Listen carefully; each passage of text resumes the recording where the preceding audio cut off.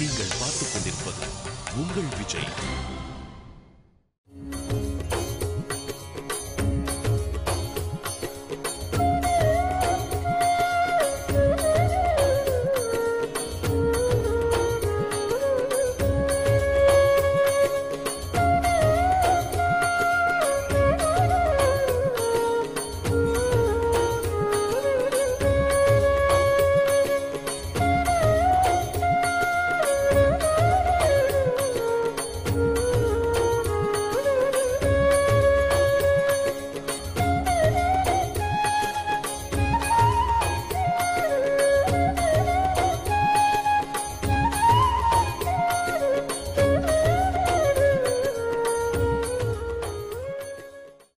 இன்னைக்கு ரொம்ப அழகா ஒரு கதை சொன்னாருமா. என்ன, குட்டி குழந்தை கிருஷ்ணனை அவ அம்மா மடியில வச்சு பால் கொடுத்துட்டே இருந்தா. பால் கொடுத்துட்டே இருக்கும்போது அடுப்புல இருக்கிற பால் பொங்கித்து. அடுப்புல இருக்கிற பால் பொங்குறதேன்னு அவ எழுந்து போனா.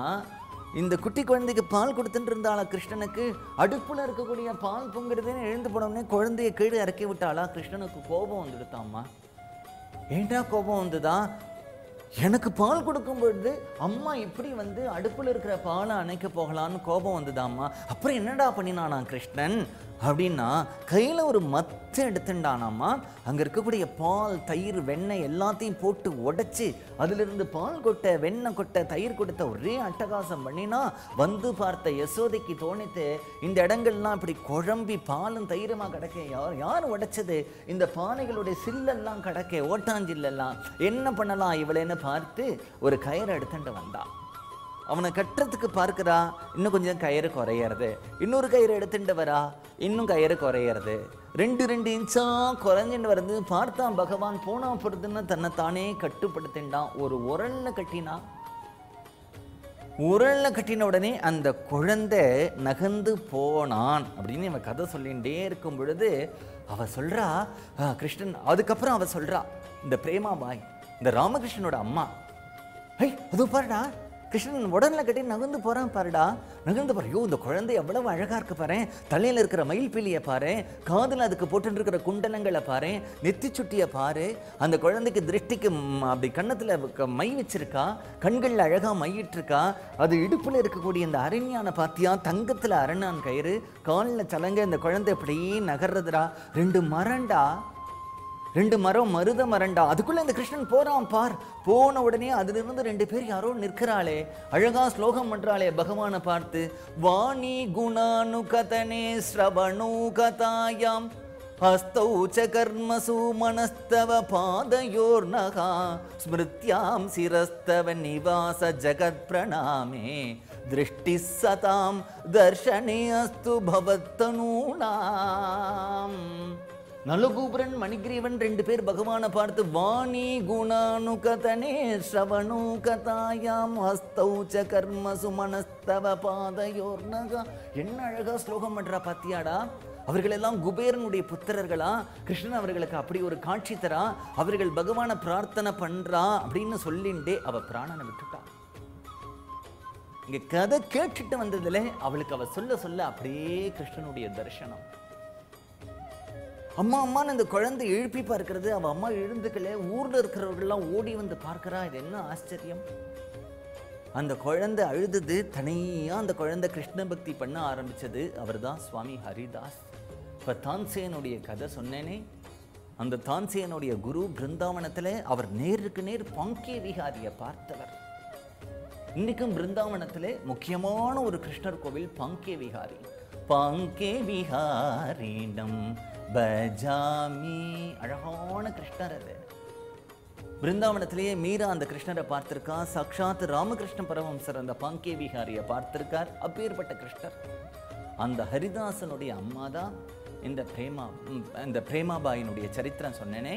அவ பகவானுடைய கதையை கேட்டு கேட்டு இவ என்ன பண்ணினா? வேற தியானம் பண்ணாளா, யோகம் பண்ணாளா, ஜபம் பண்ணினாளா, ராஜயோகம் பண்ணினாளா? ஒன்றும் இல்லை.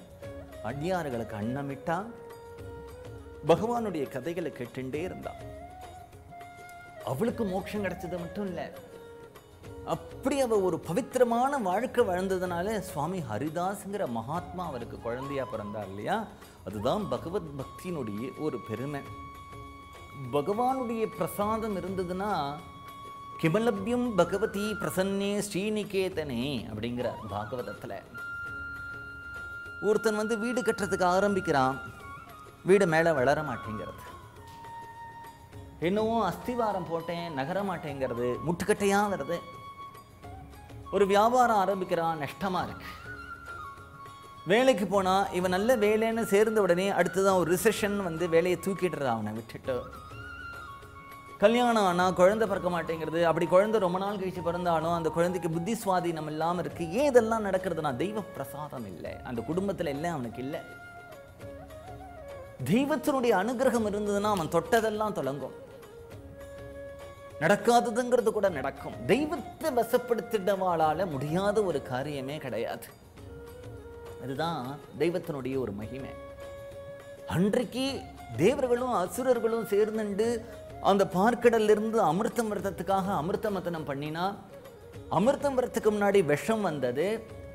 அந்த விஷத்தை சாட்சாத்து பரமேஸ்வரன் அப்படியே சாப்பிட்டுட்டார். பார்வதி பார்த்தா இவர் விஷத்தை சாப்பிட்டா இவருடைய வயிற்றுக்குள்ள போயிட போறதே அப்படிங்கிறதுனாலே தன்னுடைய கோமளமான ஹஸ்தத்தினால அவருடைய கழுத்தை இப்படி தொட்டா அந்த விஷம் அங்கேயே தங்கெடுத்து, அதனால அவருக்கு நீலகண்டன் அப்படின்னு பேர் வந்தது. பரமேஸ்வரன் விஷத்தை சாப்பிட்டார், அவர் அந்த விஷம் ஒன்றும் பண்ணலை அப்படிங்கிறத நம்ம பெரிய விஷயமா சொல்லிட்டு இருக்கோம். ஆனால் அவர் பகவான் சாட்சாத் கைலாசபதி இல்லையா. அப்பேற்பட்ட பரமேஸ்வரன் விஷத்தை சாப்பிட்டார்.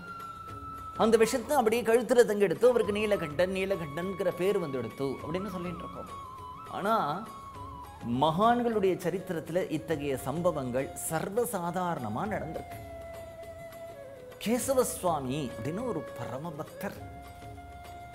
இந்த கேசவ சுவாமி என்ன பண்ணுவார் அப்படின்னா, ஒவ்வொரு ஊர்லேயும் போவார், நாமகீர்த்தனம் பண்ணுவார், கதை சொல்லுவார். சாதாரணமாக நல்ல சங்கீதம் பாட ஆரம்பித்த உடனே கொஞ்ச நாள் கழித்து மேலே கீழே அடுத்து ப்ரோக்ராம் இல்லைன்னா வந்து ரொம்ப கோல்டாக குடிக்கிறது, ஹாட்டாக குடிக்கிறது இப்படிலாம் பாடிட்டு வந்தால் த்ரோட்டில் வந்து ப்ராப்ளம் வந்துடும். அப்புறம் அவளால் பாட முடியாது.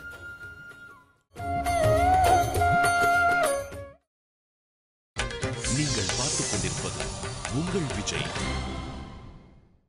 இந்த சங்கீதத்தை ரொம்ப அழகாக பாடணும், அந்த வாய்ஸை மெயின்டைன் பண்ணணும்னு நினச்சிட்டு இருக்கிறவா வந்து எப்பொழுதுமே நல்ல அந்த ஒரு டெம்பரேச்சர் இருக்கிற ஒரு ரூமுக்குள்ளேயே ஏசி வச்சுட்டு அதுக்குள்ளேயே இருப்பாள்.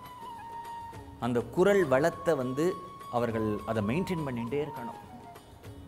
அவள் ரொம்ப சில்லுன்னு சாப்பிட மாட்டா, ரொம்ப சூடாக சாப்பிட மாட்டா, ஒரு கிளைமேட் டக்கு டக்குன்னு சேஞ்ச் ஆகிற இடத்துக்கு போக மாட்டா, ரொம்ப இன்ஃபெக்ஷன் வராமல் பார்த்துப்பா, அடுத்து ரொம்ப ஸ்ட்ரெயின் பண்ணி பாட மாட்டா, மேல் ஸ்தாயில் பாடுறது கீழே பாடுறதெல்லாம் பண்ண மாட்டா, ரொம்ப ஜாக்கிரதையாக இருப்பா. அப்போ தான் அந்த ஸ்வீட்னஸ் ஆஃப் த வாய்ஸ் இருக்கும்.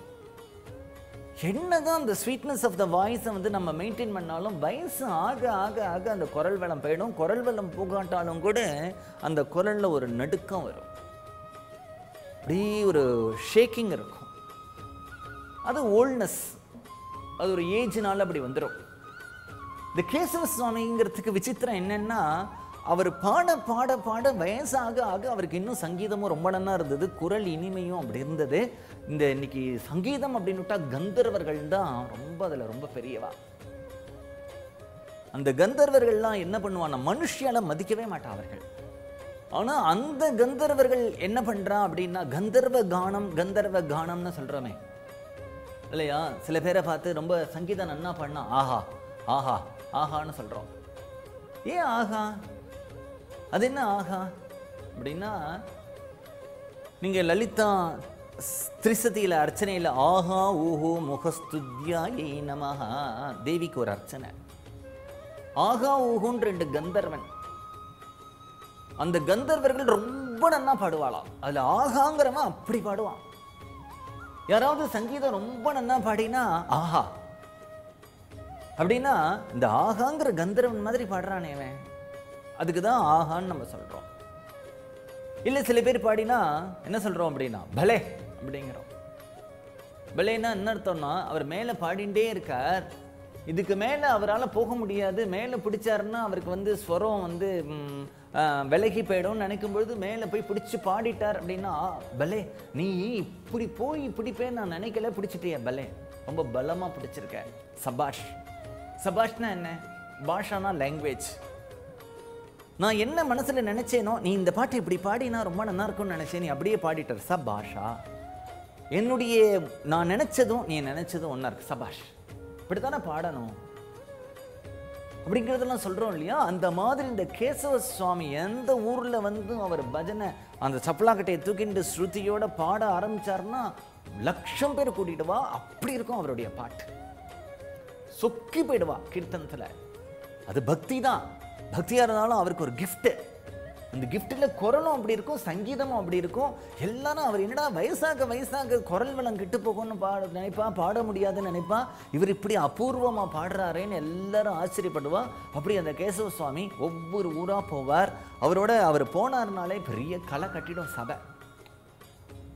அவருடைய பஜனைக்கு ஹார்மோனியம் வாசிக்கணும்னு தானா வருவா, மிருதங்க வாசிக்கணும்னு வருவா, டோல்கி வாசிக்கணும்னு வருவா, வயலின் வாசிக்கணும்னு வருவா, வீணை வாசிக்கணும்னு வருவா. அவர் பாடுறதுக்கு நம்ம வாசிக்கிறதுக்கு ஒரு பாக்கியம் பண்ணியிருக்கணும்டா. ஏன்னா அபூர்வமான சங்கதிகள், அபூர்வமான ஸ்வரஸ்தானங்கள்லாம் வந்து விழும். அப்படி பஜனை பண்ணுவார். பரம பக்தர் அவர். அந்த பக்தி இருக்கிறதுனால தான் அவருக்கு அப்படி ஒரு விசேஷம் இருக்கு. பகவான் ஒவ்வொருத்தர், சில பேர் பக்தாளாக இருக்கிறவா நிறையா பாட்டு எழுதுறா, பக்தாவாளாக இருக்கிற நிறைய கிரந்தங்கள் எழுதுறா, பக்தாவில் இருக்கிறவா நடக்க முடியாத காரியங்கள்லாம் நடத்தி கொடுத்து, எல்லாம் பகவத் பிரசாதம் தானே. அது மாதிரி அவருக்கு சங்கீதம் அப்படிங்கிறது தெய்வத்தினுடைய பிரசாதமாக இருக்கு. தியாகராஜ சுவாமிகளை சொல்கிறோமே, என்னமா பாடியிருக்காரு ஒவ்வொரு கீர்த்தனையும். ஸ்வரங்கள் ராகங்கள்லாம் எப்படி பேசுறது இன்றைக்கும். அதே மாதிரி அவருக்கு ஒரு கிஃப்ட். அப்படி ஒரு ஊருக்கு வந்தார். அந்த ஊரில் அவர் வந்த உடனே பெரிய பரிவாரம் வந்தது. ஊர் எல்லையிலிருந்தே பஜனை பண்ணிட்டு வரார். வந்துட்டு அவர் என்ன சொல்கிறாருன்னா, இந்த ஊரில் ஒரு 2 நாளில் ஏகாதசி வருது. ஏகாதசி அன்னைக்கு கண் முழிச்சா மட்டும் போறாது. சில பேர் ஏகாதசி சிவராத்திரினா கண் முழிச்சுட்டு சினிமா பார்க்க போயிடுவா. அப்படி பண்ணக்கூடாது. அதுக்கு நீ பேசாமல் படுத்துன்னு தூங்கலாம். ஏகாதசி அப்படின்னா நீ சாப்பிடாம இருந்துட்டு கண் முழிச்சுட்டு பகவானை பற்றியே சிந்தனை பண்ணிட்டு இருக்கணும். அதுதான் உபவாசம்னா. உபம்னா சமீபம், வாசம்னா வசிக்கிறது. உபவாசம்னா சாப்பிடாம இருக்கிறதுங்கிறது மட்டும் அர்த்தம் இல்லை இல்லையா? உபாசனம் அப்படின்னாலே உபன்னா கிட்டக்க, ரொம்ப நெருங்கி. உபாசனம்னா என்ன அர்த்தம்? இவன் கிருஷ்ணனை உபாசனை பண்ணுறான்டா, அவன் தேவியை உபாசனை பண்ணுறான்டான்னு என்ன? முதல்ல நீ இங்கே இருக்க, பகவான் எங்கேயோ இருக்க. அப்புறம் என்ன பண்ணுற? பகவான் கிட்டக்க வந்துட்ட. உபாசனம். சமீபத்தில் வர்றது உபாசனம். உபவாசம், பகவானுக்கு சமீபத்தில் வசிக்கிறது உபவாசம். உபவாசம் எப்படி? மனசுல நீ பகவானை பற்றியே நினைச்சுட்டு இருந்தியானா பகவானுடைய மனசுல நீ எப்பொழுதும் இருக்க போற. ஒருத்தரை பற்றி நீ நினைக்கலன்னா அவர் ஏன் உன்னை பற்றி நினைக்க போறார்? இயற்கை இல்லையா அது? நீ பகவானை பற்றி நினைச்சுட்டே இருந்தா பகவான் உன்னை பற்றி நினைக்க போறார். அதுதான் உபவாசம். அந்த ஏகாதசினிக்கு உபவாசம் இருந்தால் மட்டும் போறாது, ராத்திரி முழுக்க அகண்டதாரா பஜனை நடக்கணும் இல்லையா? அதனால் அவர் என்ன பண்ணினார், 2 நாள் நான் அந்த ஊரில் தங்குறேன், ஏகாதசி அன்னைக்கு ராத்திரி முழுக்க வந்து நான் பஜனை பண்ண போகிறேன், எல்லாரும் என் பஜனையில் கலந்துக்கணும் அப்படின்னு சொல்கிறார். ஊர் முழுக்க நம்ம ஊர் கேசவ சுவாமி வந்திருக்கார். என்னமா பாடுறார் பஜனைனா அப்படி ஒரு பஜனை, ஆனந்தமாக இருக்கு. என்னமா இந்த சங்கீத வித்வான்கள்லாம் கூட பிரமிக்கிறா.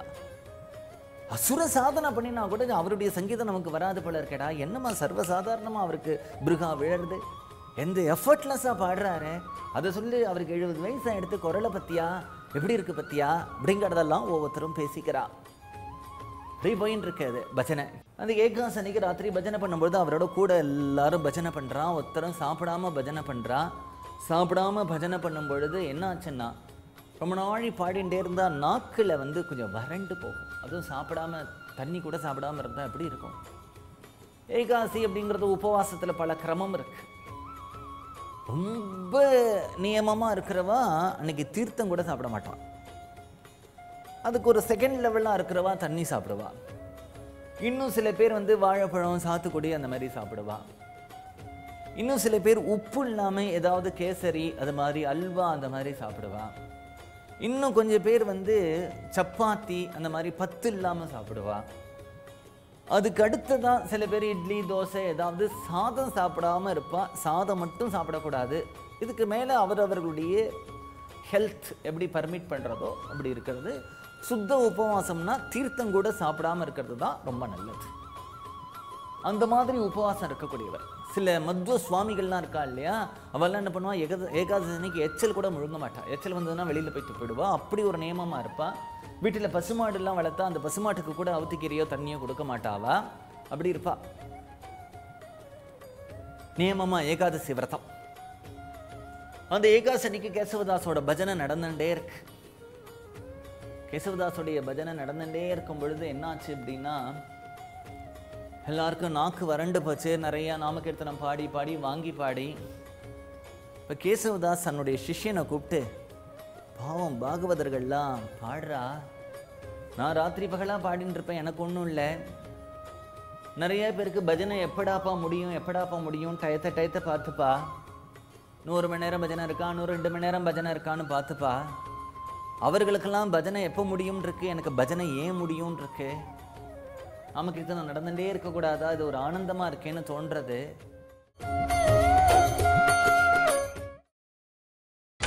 நீங்கள் பார்த்துக் கொண்டிருப்பது உங்கள் விஜய். இந்த சுக்கும் வெள்ளமும் பொடி பண்ணி கடையில் வச்சிருப்பான், அதை வாங்கிட்டு வா, அதை வாயில் போட்டுண்டா கொஞ்சம் எதமாக இருக்கும், பாடுறதுக்கு தொண்டையும் இடம் கொடுக்கும் அப்படின்னு தன்னுடைய சிஷ்யனை அனுப்புகிறார். அவன் கடைக்கு போகிறான். ஏகாசி பஜனைன்னா ராத்திரி 12 1 மணி வரைக்கும் நடந்துட்டு இருக்கோம். இவர் கடைக்கு அனுப்புகிற நேரம் ராத்திரி 12 மணி. எல்லா கடையும் பூட்டியிருக்கு. ஒருத்தர் என்ன பண்ணுறாரு, அந்த கடையோட ஷட்டர்லாம் கீழே இறக்கி கடையை பூட்டுறதுக்கு வரார். இவன் ஓடி போகிறான். அவரை பார்த்து, கடையை பூட்டாதீங்க, எனக்கு ஒரு சாமான் வேணும் அப்படிங்கிறான். அந்த காலத்துலாம் கரண்ட் லைட் கிடையாது இல்லையா, ஏதாவது டிவிடி மாதிரி எழுத்தி வச்சுருப்பாளோ இல்லை ஏதாவது பெட்டர்மார்க்ஸ் லைட் மாரி இருக்குமோ தெரியல எனக்கு. அந்த பெட்டர்மார்க்ஸ் லைட்னா அதெல்லாம் ஏற்றுறதே ரொம்ப கஷ்டம். இப்படி பம்ப் பண்ணி அந்த டக்குன்னு அந்த சிலிண்டர் அவ்வளோ சீக்கிரமாக அது எரியாது. அதனால் இல்லைன்னா ஒரு அரிக்கன் லைட்னா கூட அதை தூக்கி அந்த விளக்கை எடுத்து திரி போட்டு அதை நித்தியம் அதை சுற்றி தொடச்சி இருந்தால் தான் பிரைட்டாக இருக்கும். இல்லைன்னா அந்த எரிஞ்சு அந்த கரசினோட புகை படிஞ்சு அந்த கிளாஸ் ரொம்ப மங்களாக போயிடும். அது ரொம்ப கஷ்டம். அது அவன் கடையில் இருக்கிற விளக்கெல்லாம் அணைச்சிட்டு கடையை ஷட்டர் க்ளோஸ் பண்ண போகிறான். இவர் வரார். என்னப்பா விஷயம்?